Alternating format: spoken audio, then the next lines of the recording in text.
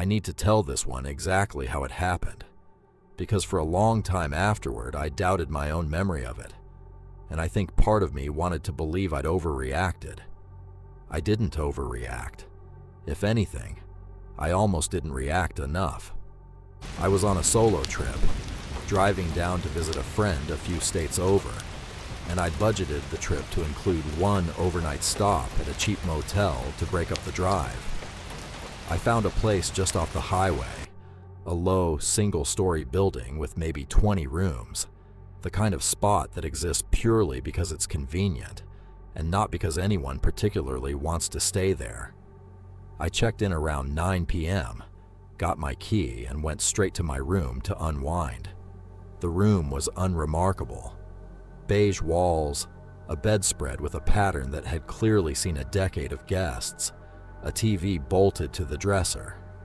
I did the usual routine: checked the bathroom, checked the closet, made sure the door locked properly, and honestly, I didn't think to check under the bed. It's not something most people do. It sounds almost silly saying it out loud, like a kid checking for monsters. I wish now that it wasn't. I showered, changed, and settled in to watch something on my laptop propped up on the nightstand. Around 11 p.m., I turned off the lamp and went to sleep. I woke up sometime after 2 a.m. to a sound I couldn't immediately place. A slow, quiet shifting, like fabric dragging against carpet. I lay there in the dark, disoriented, telling myself it was probably just the room settling, or maybe the person in the next room moving around. Motels make strange noises. I'd almost convinced myself of that when I felt it. The mattress moved. Not a lot. Just the faintest, deliberate press against the underside of the bed frame, like something below me had shifted its weight. I want to be honest about what happened next, because I think it's the part that matters most. I didn't scream. I didn't jump up. Every instinct I had told me to stay completely still and figure out what was actually happening before I did anything that might tip off whatever, or whoever, was down there that I was awake.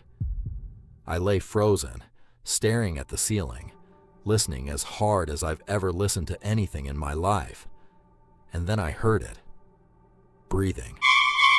Slow, careful breathing, coming from directly beneath me, being consciously controlled, the way you breathe when you're trying very hard not to be heard. Every part of my body wanted to bolt, but I forced myself to think.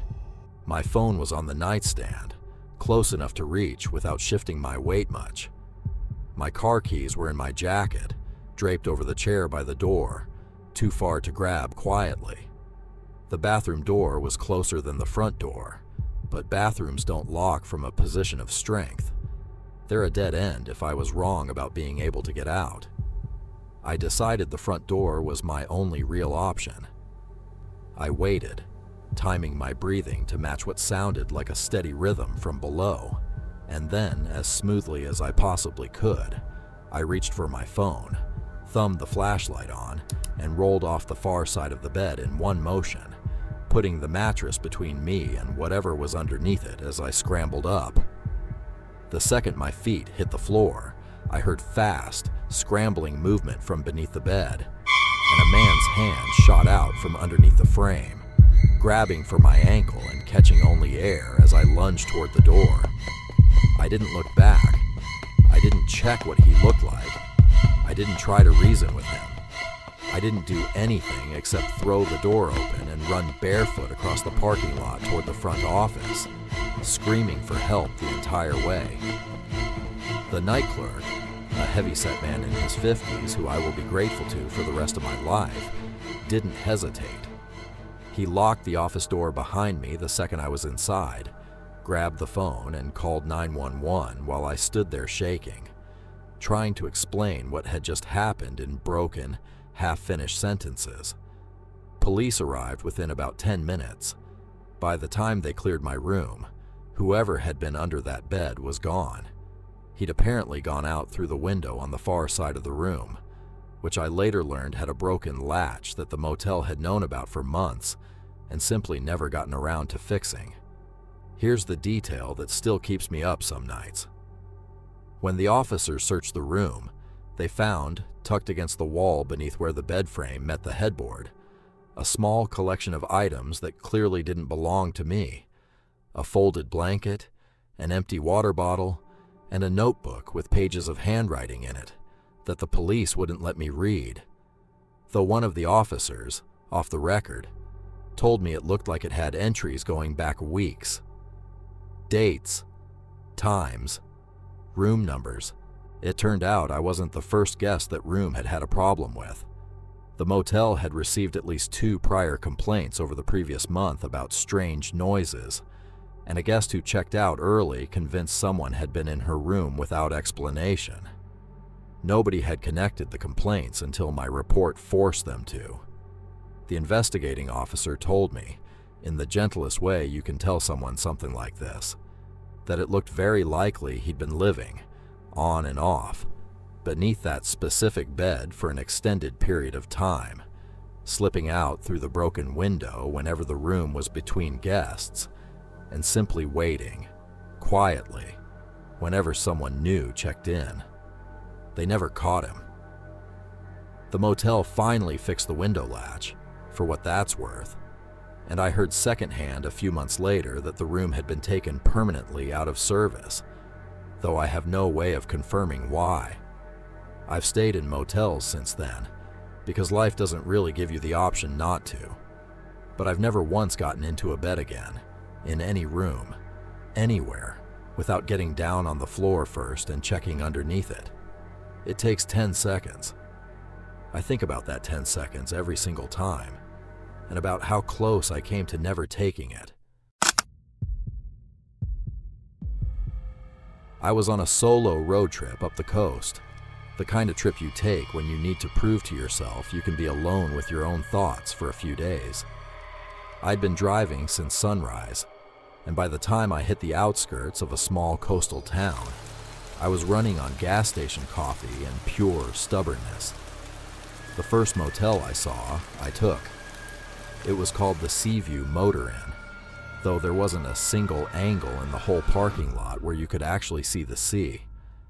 The woman at the desk was polite enough, gave me room 22, told me the ice machine was broken and to use the one by the office instead. Normal stuff. The room itself was fine, a little dated, but clean. I unpacked, showered, and settled in to watch something on my laptop before bed. It was maybe 9 p.m. when I first noticed it. A small, dark circle in the wall between my room and the one next door, right above the dresser, about the height of a standing adult's eye line. At first, I genuinely thought it was a nail hole or some kind of old fixture mount. I didn't think much of it, but something about the placement bugged me enough that I got up and looked closer, and that's when I noticed the edges were too clean, too perfectly round, like it had been drilled rather than damaged. I put my finger near it, not touching it, just close enough to feel if there was airflow. There was. A faint draft, like the hole went all the way through to whatever was on the other side. I told myself it was nothing. Old motels have weird maintenance issues, I reasoned. Probably something to do with wiring or plumbing that got patched wrong. I moved the dresser slightly to block it out of pure discomfort and went back to my laptop, though I found myself glancing at that spot every few minutes without really meaning to. Around 11 p.m., I heard movement in the room next door. Nothing dramatic, just footsteps, the TV switching on, normal motel noises. But then I heard something that made my stomach drop. A very faint, very deliberate scraping sound, coming from directly behind where I'd moved the dresser, like something was being pressed up against the hole from the other side. I stayed dead still on the bed, laptop forgotten, staring at the dresser like it might come alive. The scraping stopped after maybe 10 seconds. Then I heard a man's voice, low, right on the other side of that wall, say something I'll never forget. "I can see you moving." I didn't respond. I didn't move. I just sat there, frozen, my heart going so hard I could feel it in my ears, running through every possible explanation, and none of them were good. I waited almost a full minute before quietly grabbing my phone, my keys, and my shoes, moving as silently as I possibly could. I didn't bother with my bag. I left my laptop charging on the bed. I just needed to get out of that room without whoever was on the other side knowing I was leaving. I got to the front office and the same woman from earlier looked up, confused, probably wondering why a guest was showing up at nearly midnight in socks holding one shoe. "I need to switch rooms," I said, trying to keep my voice steady. "Or I need a refund. Something's wrong with room 22. She asked what was wrong, and when I explained about the hole in the voice, her face changed in a way that told me this wasn't the first time she'd heard something like this. "Which room is next to you?" she asked immediately. "I don't know the number. Whatever's adjacent, to the left." She checked the computer and her expression tightened further. "That room's supposed to be empty tonight. We didn't check anyone in there." That was the moment my whole body went cold. She called the local police right there in front of me, and I stood in that lobby, genuinely shaking, until 2 officers showed up about 15 minutes later. They went and checked the room next to mine. According to what they told the front desk clerk afterward, and what she later told me, since I refused to go anywhere near that hallway again, the window in that supposedly empty room had been forced open from the outside, and there were fresh cigarette butts and food wrappers on the floor near the wall that connected to my room. Someone had apparently been letting themselves in and out through the window for who knows how long, using the empty room as a place to watch whoever was staying next door. They never caught him. The motel patched the hole, boarded up the window from the outside, and as far as I know, that's the last anyone heard of it. But I think about that voice more than I'd like to admit. "I can see you moving," said so calmly, like he'd been doing it for a while, and had simply gotten bored of staying quiet about it. I don't move dressers in front of walls anymore. Now I just don't stay in rooms that have holes in them at all, no matter how small. I've told a lot of people this story over the years, and every single time, I get to the same part and they ask me to repeat it, because they think they misheard me. I never have. It happened exactly the way I'm about to tell you. I was staying alone at a motel for one night. Nothing special, just a stopover between 2 longer legs of a trip. I checked in late, maybe 10 p.m., and the clerk mentioned, almost as an afterthought, that the room next to mine was occupied by a long-term guest, someone who'd been renting by the week for a while now. She said it like it was nothing. I didn't think anything of it either, at the time. I fell asleep around midnight. I woke up sometime later to a very specific sound, the soft, rhythmic creak of someone slowly turning my doorknob from the outside, back and forth, testing it. I stayed still, watching the door in the dark, waiting for it to stop. It didn't. It kept going, slow and patient, for almost a full minute, like whoever was out there had all the time in the world and no reason at all to hurry. Then it stopped, and a few seconds later I heard something slide underneath my door. I got up, heart hammering, and turned on the lamp. On the carpet, just inside the doorway, was a single sheet of motel stationery. On it, in handwriting that looked deliberately slow and careful, like someone had taken real time forming each letter, were 4 words. "I know you're awake." I didn't sleep another second that night. I sat with my back against the headboard, lights on, phone in hand, staring at that door until the sun came up. Nobody tried the handle again. Nothing else was slid under the door. It was just silence for hours, which somehow felt worse than if something had actually happened. The second the sky started to lighten, I packed my bag and went straight to the front desk to check out early.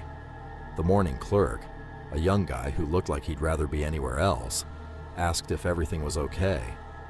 I told him what happened, and I watched his expression shift from polite concern to something closer to genuine unease. "The room next to you," he said slowly. "The long-term guy.